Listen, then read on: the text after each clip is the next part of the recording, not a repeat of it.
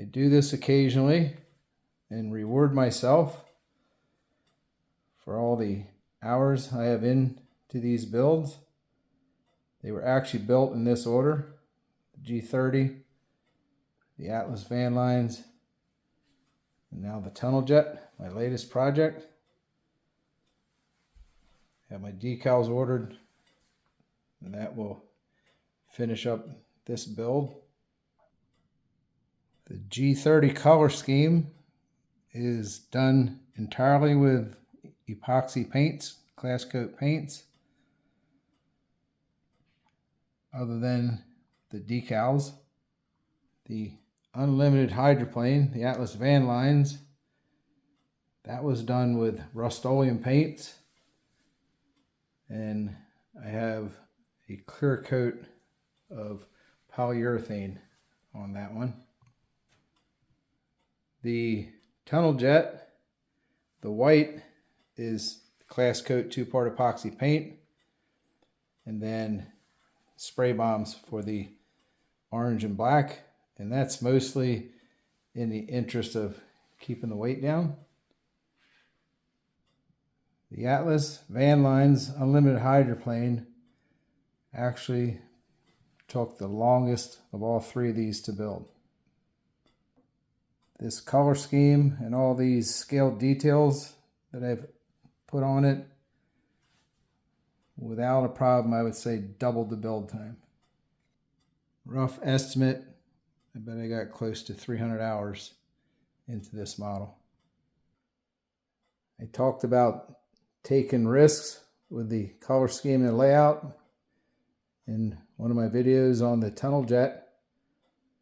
This was a paint scheme that I really did that on, but I really think if you try something outside the box, if you take that risk, you might be rewarded with something that you really like, and this is one of them.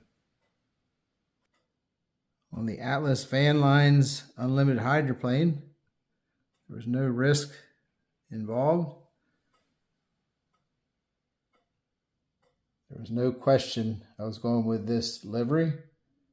The Atlas van lines, my all-time favorite unlimited hydroplane, with Bill Munsey being my favorite driver.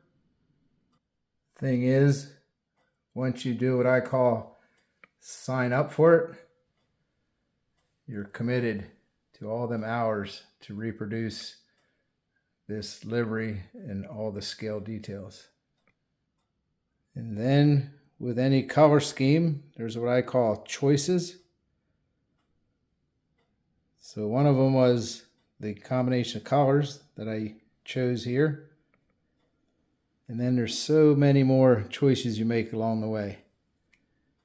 For instance, measuring and laying out how much orange on the cowling, for instance.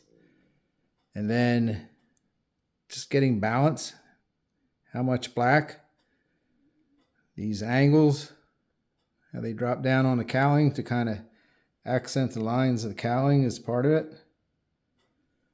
I also talked in my earlier video about making these sharp corners versus curves. It's all a risk. And then what I call echoing. So this layout works on the cowling. And then how do I echo that on the sponsons? I really like how the sponsons come farther back. So this shape matches up with the sponsons, even though it's an echo of these shapes. This being farther back and narrower, it's kind of the same layout, but shallower angles, and it actually looks longer. And the sponsons are long and narrow. And then choices like this. Here, when I drop down on this angle, and then flared this one out, where do you lay it out to? I like how this stops here, this flares out here, but then leaves the white on the nose. And I really had a struggle with how you lay this stripe out, or any kind of stripe on the sponsons, especially this little narrow tip. And so I like how I came in on an angle with this same flare in the orange and black, but then left this tip white. Kind of like what you got on the nose, same on the tip of the sponsons. So a lot of decisions to make, and like I say, if you hate it when it's done, the colors or the layout, it's too late then. The other thing I did with this was I actually made it as simple as I could. By that I mean measuring, laying out the stripes, and taping. But at the same time, it looks like there's a lot going on. Kind of like this design. Simple design by Dr. Jet, but a lot going on. So I think what I got laid out here really complements this design on the Tunnel Jet. There are more choices you make in a build. A couple more I'll touch on. None of these 3 boats do I have to tape down the cowlings. So on the G30, I have these quick release latches where you give it a quarter turn, that releases. It's got a pin that locks in.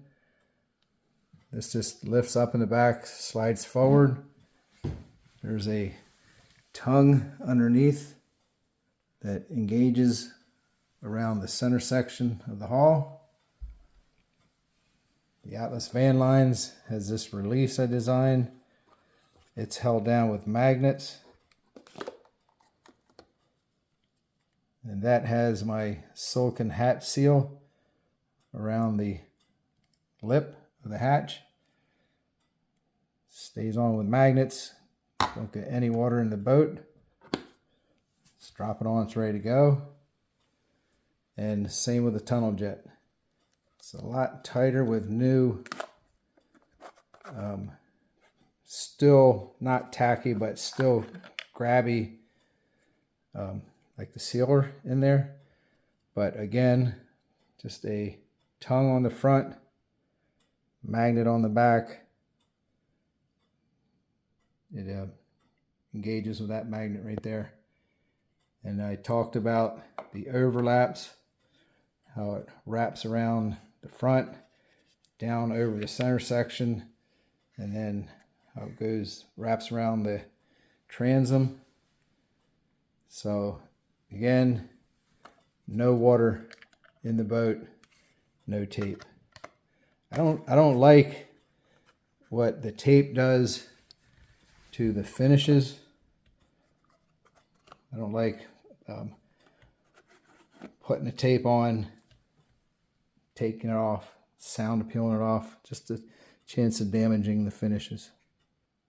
There's more, actually lots more I could talk about. I use good electronics. I like building straight, light, and strong. To me, looks or beauty without performance is meaningless. So all these boats, as far as what you put into the build, and then setting them up, tuning them,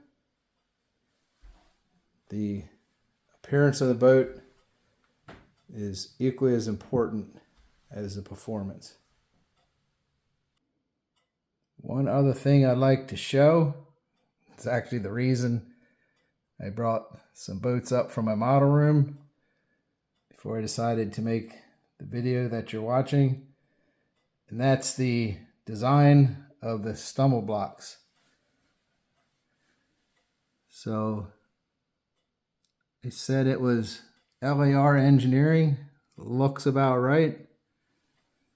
That's exactly what I did. I didn't really measure anything. I wasn't so concerned with the length of the tunnel, but this opening here, I kind of laid it out about the same setback on the stumble blocks, and then the proportions as far as the size, and then the gap for the air to pass through the tunnel. And also the last thing was the shape, where it's not a flat shape, but rather a curve. Maybe you can see it better on the one on the bottom. So, looks about right engineering. There is the look at the bottoms of both of these outboard tunnel halls and how I came up with the stumble blocks on the tunnel jet, which they're epoxied down, painted. They're there to stay, and I'm really happy with the performance of them. That's all I got for now. A little bit of a behind the scenes look at a few of my models, a little bit of insight to how I figure and build, and a bit of an idea of what it takes to produce some models like these.